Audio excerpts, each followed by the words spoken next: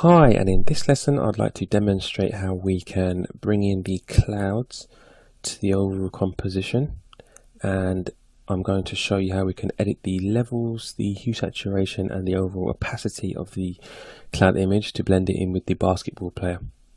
So I'm going to navigate to the cloud image that I've created, and I'm going to move this panel across to the right. And I'm going to make sure I've got the selection tool selected, and then I'm going to bring in the cloud image to the main composition there. Let's close this panel down, and I'm going to hold down the Command or Control T to open the transform option. Hold down the Shift key to make sure that we've got the ability to resize it in proportion. If not, then the image won't resize accurately. So let's hold down the Shift key. Let's resize that, and let's put that in the middle. Let's centralize it like that. Okay. Now what we need to do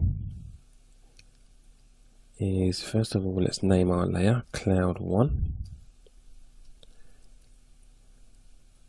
And let's change the shadowing of the image by opening up the levels panel, which we can do using Command or Control L, or simply go to Image Adjustments and Levels.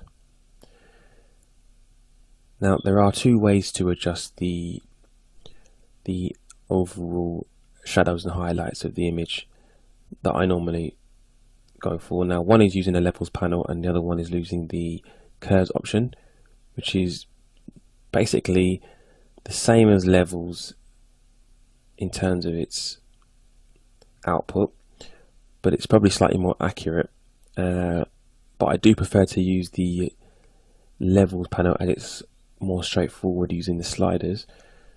So if we go back to our levels panel and we drag the left slider down, as you can see there, it's darkening the edges of the image. Let's bring down the mids of the image as well, right down to about there. Let's press OK.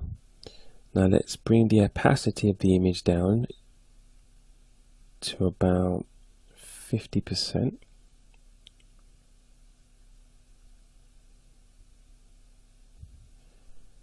That looks good. And I also like to create a mask around the background image, just to paint out some of the edges. So if I go to the mask option, let's tick that. Make sure we have a brush selected. If we open our brushes panel here, let's make sure we've got the default airbrush selected, and let's make sure that it has the transfer option on, just to give us that nice smooth transition there with the brush. So if your colors are not set to black and white, just press D to reset your colors, D for default, and then you can use this option here to navigate between the background and foreground colors. Let's make sure that black is selected. Choose the brush, make sure the opacity is about 60%, and let's just paint away on the edges of the clouds here, just to create a circular central focus point with the clouds. Just keep painting around.